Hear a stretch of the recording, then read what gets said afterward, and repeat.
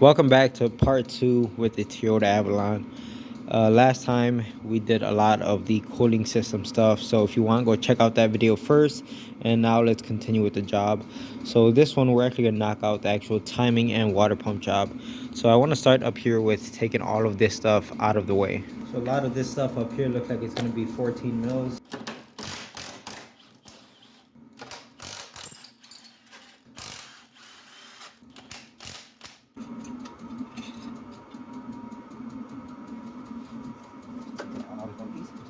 Now I want to try to get the overflow tank out of here. I got these pliers. Of course, they're not necessary. You can see how they have a rounded tip on them.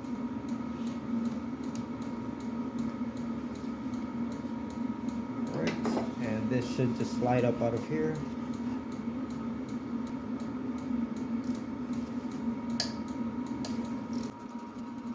Just kind of pull them over here and keep them out of the way when I'm trying to get my hands inside of here. I can feel it getting more loose.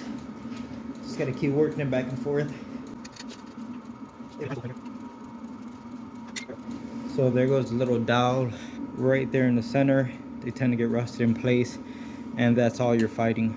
So I'm gonna go ahead and loosen the tension on the alternator so I can get the belt out of here, and then we're gonna get the power steering belt out from underneath the car. Now you could easily just go ahead and cut this belt, but it's not really saving you any time. All this stuff needs to come apart anyway to get the new belt on. So you might as well just do it the right way the first time. I've got the main belt off of the alternator, and we got the classic gator back. Wait, that's not what a gator sounds like at all. You get what I'm trying to say. Don't you worry about that. Okay, let's move on.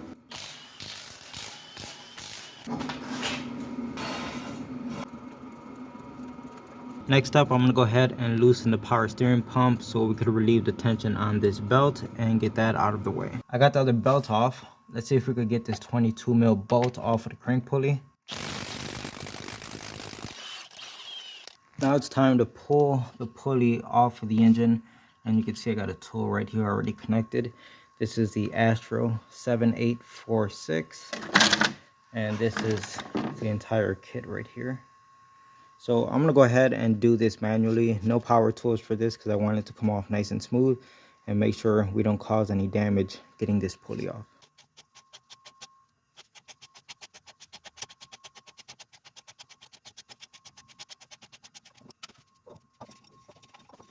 So I had to use slightly shorter bolts. The ones I had were too long. You can see the tool was hitting the rail right here.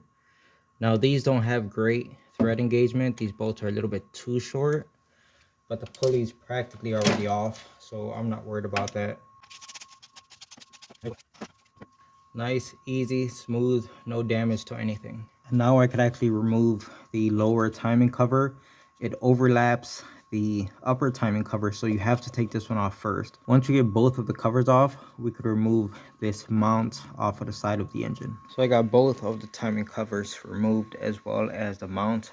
Good access to everything now. The good news is this timing belt has been changed before.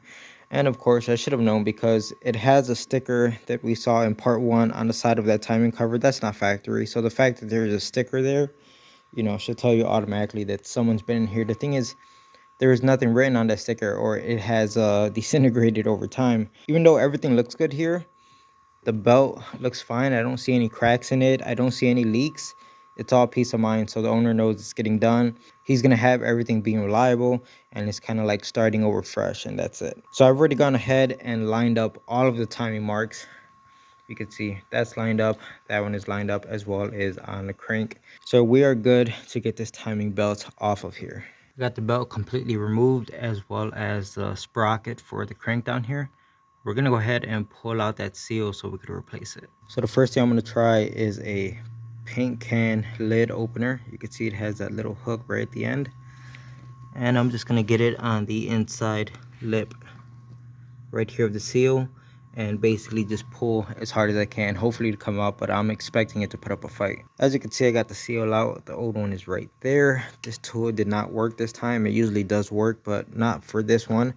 I ended up just bending this thing and had to kind of bend it back into shape. In the future, I might end up welding that little gap together so it doesn't deform. I ended up opening this whole thing as I was trying to pry So I ended up using this tool, and it's what worked. It's at least I believe it's a Lio tool. I don't see any information on it as far as like name brand, but I was able to get inside of here with a little hook on the inside edge, and then you rotate this thing around to get leverage, and you basically pivot off of something, and it allows you to pop it out, and that's what got the job done.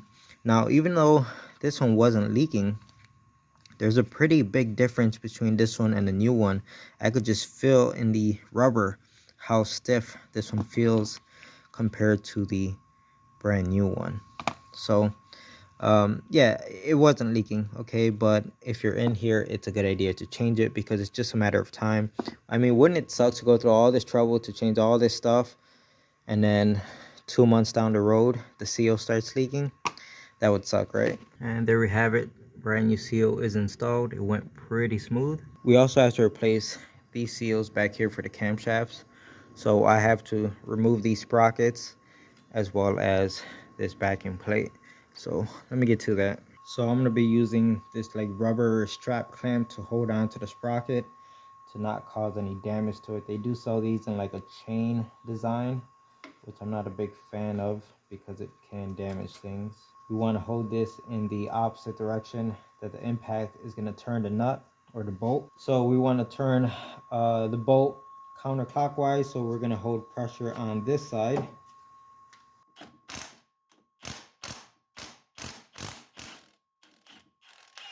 There we go. Pretty easy. Now the one in the back, of course, it's a little bit more challenging because we can't get our impact gun inside of there. So we just do that manually with a ratchet, not a big deal. And here comes this sprocket. So I just showed you guys how I'm gonna have to use a regular ratchet to remove the rear sprocket because there isn't much space back there. So this is my standard short 17 mil socket, and here I have a set of stubby sockets from Aspen Pneumatic. It's a complete kit, and they're real sweet. Not only are they shorter, okay, so this is my 17 mil. Look how much shorter that is. So sometimes that little bit of a difference is what makes a difference. All right, so it's shorter, you can get into tighter places, and it's not fully round like a standard socket. You can see it has flats on it. I think it accepts a 19 mil if I remember correctly, and that allows you to really get into some tight places with that low profile that you're gonna have if you were to put a 19 mil wrench on this thing. So it's a pretty sweet set. It's what I'm gonna use for this thing right here to get off this sprocket. If you're interested, check the description. My Amazon link has all my tools in it. So I just happened to glance over at the timing belt, and I see what looks like a small crack right there. You see it? So then I keep inspecting the belt, and there goes another one, and there goes more. Maybe this belt is older than I initially thought, and I didn't notice before, but the belt actually says Toyota right there. It could mean that when it had the timing belt change, it was done at the dealer. Who knows? But typically these things don't get OEM belts. They just go aftermarket, kind of like how we're going here today.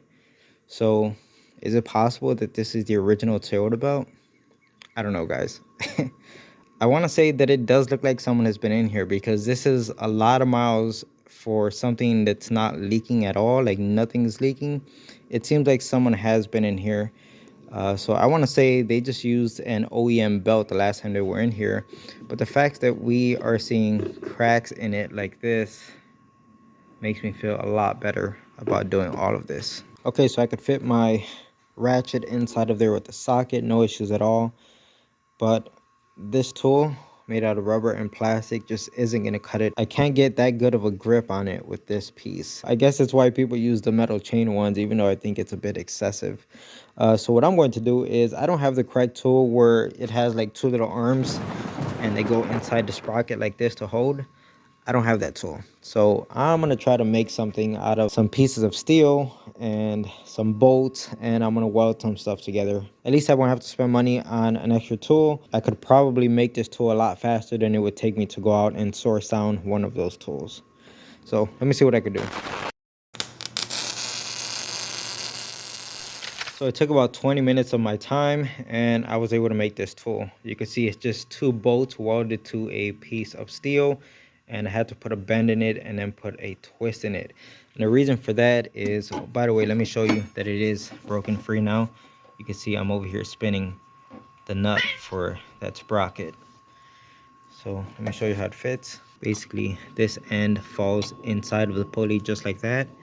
And then this end slides right underneath the water pump pulley and between this stud right here. So when you're trying to break free that bolt, the water pump is actually holding the tool in place because the tool naturally wants to pull up. So the pulley of the water pump is going to hold it in place. And guys, it worked perfectly. Like as soon as I put the tool in, I put my ratchet on there, and within like 15-20 seconds that bolt was broken free. So not bad. A little bit of my time, a little bit of material, and it works. What can I say? Save me some money.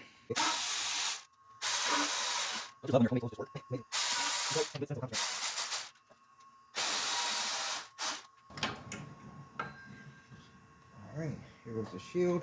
So up here we got a better view of the seal. Let's see if we could use this tool up here. Now this isn't the side I would come from because it just feels awkward to me, but I'm trying to get you guys a good shot. Basically push this end into the seal just like that. You can use this right here. You can even adjust it, and you're gonna rest it on something solid, and you're gonna use that as a pivoting point. Hopefully you guys can see that. And then you basically push on the tool, and this doesn't always work the first time.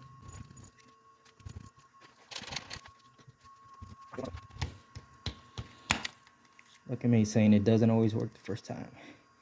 60% of the time, every time. So there we go. And again, same exact thing with this seal. The rubber does not feel malleable. It feels like pretty stiff. There's a little bit of give to it, but nothing compared to what the new seal feels like. So I'm just gonna hit this real fast with some brake parts cleaner and then some compressed air. I just don't want any dirt or debris to be inside of here where the seal goes, and potentially, you know, cause this thing to leak. So I put a little bit of Seal Glide on the inside of the seal, just so it kind of goes in nicely and the sealing surface doesn't get bound up or anything like that. So about 2 weeks before starting this job, I was doing some research as far as to installing the seals on the camshafts. And I found that Toyota makes a very specific tool, you know, and it's kind of expensive for what it is. And I don't remember exactly, but let's just say it was like $60 for the tool. So I thought to myself, I could buy the tool, but then it would be limited to just this engine for the most part. Or I could just go on Amazon and buy this no-name brand for less money, and you could see it has a variety of different cups, meaning potentially it could work for different cars. So I went with this option, and hopefully I don't regret it. Let's see if it works. So out of the kit, I'm gonna end up using all these adapters. You normally wouldn't need them, but it all depends on the length of the bolt that you're using. If you try to reuse the original one, I just couldn't get it to work. It was way too short. Even if I chose the shortest cup in the set, it just wasn't gonna happen. So I found one with the same exact thread pitch, but it's a little bit too long.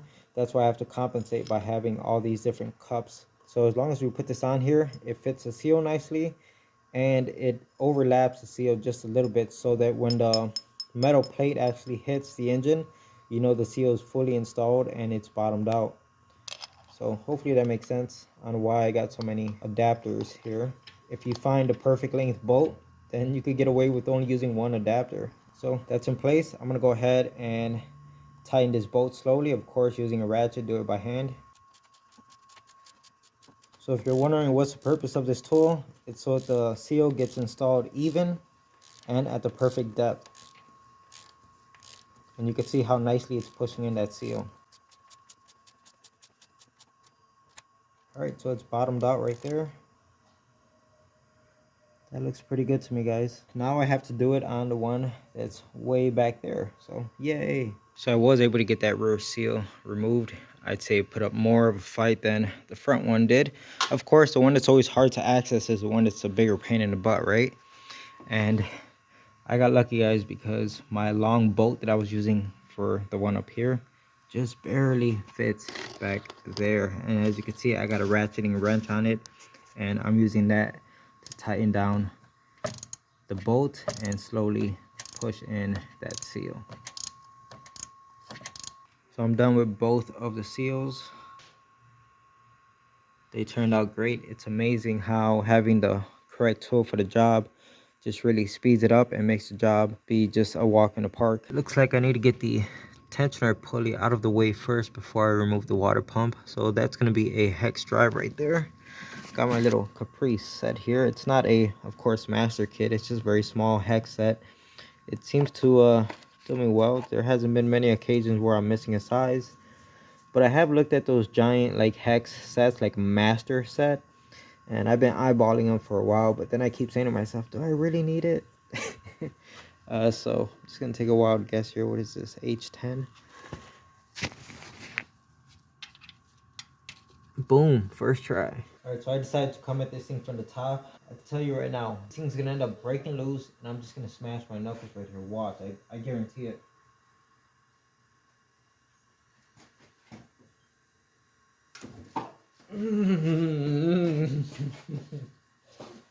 I knew it. You see? Freaking knew it. Ah, it even cut through my glove right there. I freaking knew it. I just hate when you see it coming and you still do it.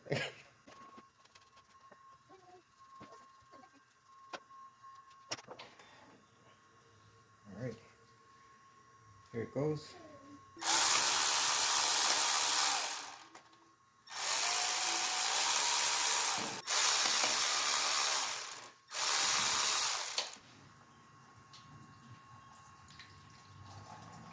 Isn't it crazy that no matter how much you drain out the radiator, it doesn't mean anything, because the second you open up a water pump, there's so much more antifreeze inside the engine. I don't remember if these long studs have to come out to get the water pump out, but we're about to find out. Yes, sir. I don't think it's going to come out. We got to remove the studs. So they are, I think they're called e-Torx. I have a set of sockets here for that. So here is my set of e-Torx. It's just a brand of Husky from Home Depot, I believe. And that's what they look like. I think there's a perfect opportunity to use my long 1/4 inch snap-on ratchet. New one I just got. Oh, that's not good. It doesn't want to break free. Let's try the other one.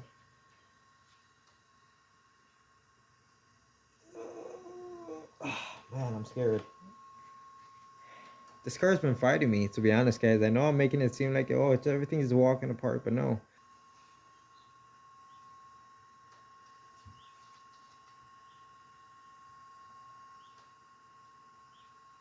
No, thank you. Not today, Satan. The pulley of the water pump is hitting the rail, and not by a lot. It's just a hair. So, yeah, if we could lift up the engine just a little bit, that might be able to work.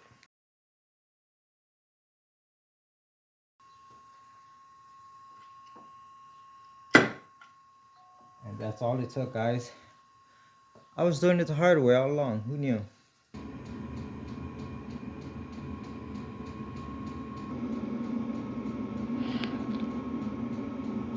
As you can see, I got the new water pump installed. Everything is torqued down. Got the new gasket on. Cleaned up the surface. Everything looks real nice. I'm going to go ahead and put that shield on the backing plate right now. Guys, I think I'm going to just start skipping ahead more and more to try to wrap this job up, because it's taking forever, honestly. I got the rear cover in, as well as both of the sprockets. And once again, I was able to use my custom-made tool to hold each of the sprockets while I torque them down. So we're making progress here. So I got the timing belt completely installed, right? For some reason, the markings on the belt lined up with the sprockets, like that was in timing. But when it came down to getting the sprockets to line up with the casting marks on the engine, I couldn't get that to line up. So I'm like scratching my head here, what's going on? Then I realized, you see the FR and the arrows? I got them pointing towards the block. Those arrows need to be pointing outward. So I put the belt on backwards. I have to completely take the belt off now, flip it around, and reinstall it. And I bet you all the timing marks are gonna line up now. All right, there we have it. I flipped the belt around, and of course, all the timing marks on the belt lined up with the sprockets, and all of the timing marks on the sprockets lined up with the timing marks on the engine. If you look at the mirror, you can see the timing mark on the belt lined up with the timing mark on the sprocket. You can see this one right here. Down here, That timing mark lines up, and of course the little dot on the sprocket lines up with the marks on the belt. So yes, flipping the belt around will make it not line up. So now that I verified the timing and everything is torqued down, I'm gonna go ahead and rotate the engine clockwise by hand and just make sure all the timing marks line up after a quick rotation and make sure everything feels normal.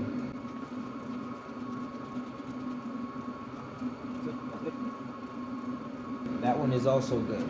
Okay, rotated the engine and all the timing marks still line up, so we are golden. So when I was trying to get this pulley off of the car, I had a hard time trying to get my bolts in there for the puller because there's so much corrosion inside the threads. So I'm gonna go ahead and run a tap through them. Now it's not needed to put this thing back on the car, but I figure, you know what, for the next person who has to take this thing apart, it'll be super easy for them to put their puller on here. Yeah, because of the corrosion, I was only able to get like maybe 5 threads engagement, and then my bolts didn't want to go in any further. It would have been nice if someone had done this for me, but so the complete water pump and timing job is done. As you can see, everything on this side is put back together.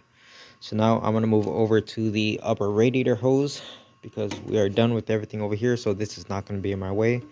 Now this one is longer than it should be, and I already marked where I'm going to cut it, so this lines up about right there.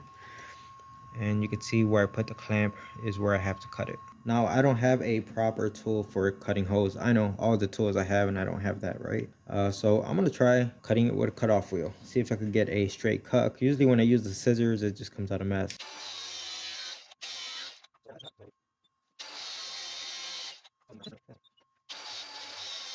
Not too bad. Cut relatively straight, way better than what I could do with a set of scissors. Now I'm just gonna go ahead and clean out the mess that it made, but yeah. The radiator hose slipped right on with a little bit of a silicone lube. I know someone's going to say something about the radiator hose being crooked, and I did finally realize that towards the end, so I did fix it before giving it back to the customer. Now, guys, it's about 9 p.m. I could call it quits, but I really just want to go ahead and knock this out. I feel like I'm so close. So we have to put the new spark plugs in. All right, let's go ahead and do that first. But we can't forget about that temperature sensor. The one I thought that it went on the thermostat housing. I believe it goes down here. Hopefully you guys can see that. I've got this spark plug installer tool. It's made by Lyle, and it makes installing plugs pretty easy. No, I'm just kidding. Just a piece of rubber hose, guys. Come on now, get out of here with that. I got all of the new spark plugs in. Ignition coils are in. Everything's plugged in. Made sure to reconnect all of the grounds that I disconnected back here. So let's go ahead, put that temperature sensor on and put the air box back together. So before removing the sensor, I decided to unplug it and just look at the connector. And this connector doesn't look like it's going to match up with the new part. As you can see, it's still inside the package. I haven't opened it. But you guys can't see crap. You see that bottom peg? See how it's kind of centered? And this one also has a bottom peg. It's right there. But look at that. It's not centered. It's more off to the right. This has to be the wrong sensor. Or it goes somewhere else on the car. Alright, so everything is put back together. The battery is even reconnected. The only thing I haven't done is put coolant in the system, because if for whatever odd reason I have to take some stuff back apart again, I don't want to have to drain antifreeze. But I just want to start it up right now and make sure to run fine. I don't see why not. Everything on the timing seemed to line up perfect, and I double and triple checked everything. So it's go time.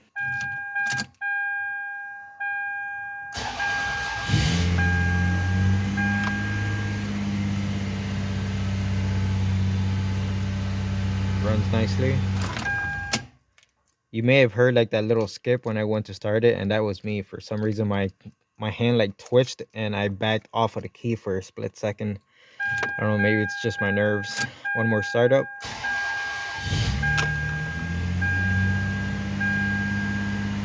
Running good. I don't feel any misfires. Check engine light is not flashing. We are golden. Turn it off.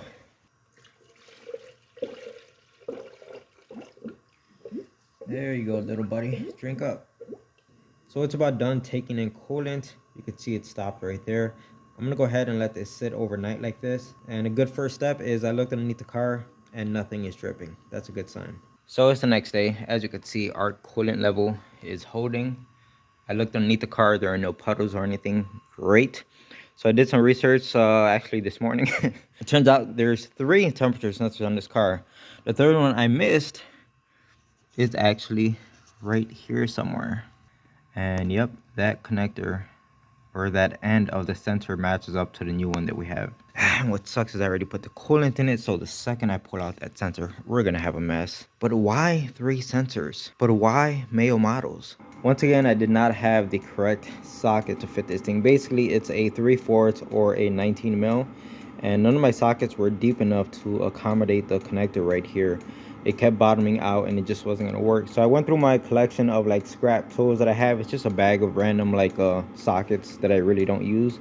And I went at the inside of it with a die grinder and I took off a lot of inside of there what was restricting. So now when we put the new sensor in here, you can see it falls right in and it fits.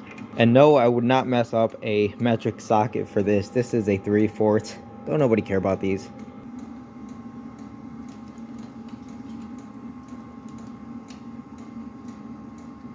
Not so bad. We did not lose much. So here goes the old sensor right here, all nasty looking. Get out of here with your ugly self. You know, guys, that just reminded me. The internet is brutal. I was on Instagram, right? I don't know if you guys know of the video game or the TV series now, The Last of Us. It's a real popular thing right now. Well, I played the video game when it first came out, right? Sony or whoever the is advertising this thing all over Instagram. And they're like, oh, go play remastered of The Last of Us Part 1 on PS5 or whatever. And I left a comment saying, hey, I played this game when it first came out on PS3, and to me, I thought the game was average. That's all I said. I get bombarded with comments from like these diehard fans. Oh, it's because you're ugly, because you're stupid. I'm like, bro, there's no picture of me anywhere. How are you attacking me as far as my appearance? And they just went ham on me, you know, it's just... And I just did the logical and adult thing. I'm a bigger person than that. I deleted the comment. Here goes next startup. This time we're actually gonna let it stay running and get up to temp.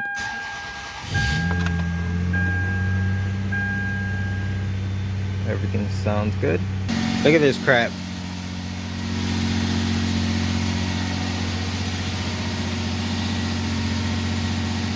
I'm so done with winter. So it's been running for about 10 minutes. It has come off of its high idle. Everything sounds and looks great. Nothing is dripping underneath it. And don't forget about the whole water outlet and thermostat housing thing that we did. So we got to keep an eye on this side. And I was looking over here very closely. I don't see anything dripping. It looks real nice. So I'm happy with the way this whole job came out, even though this was a freaking nightmare to do. Everything's looking good. Like I said, it's been running for about 10 minutes. And we are getting heat out of the vents already. Alright, so I'm out taking the Avalon for a test drive. It's been running for just over a half hour now, and it doesn't skip a beat. Everything's running perfectly. Not a single drip of coolant is dripping off of this thing. So I'm really happy with the way it turned out. It's driving nice and smooth. Oh, and of course, no check engine light or anything like that. I'm gonna go ahead and park this turd and the owner could come pick it up. So that's gonna be it, guys. I appreciate you guys watching both videos if you did. But that's gonna be it for this one. Thanks for watching. The Toyota has been sitting here for a few hours after my test drive. Haven't moved it. If we look underneath on the concrete, not a single drip of anything. That's what I like to see.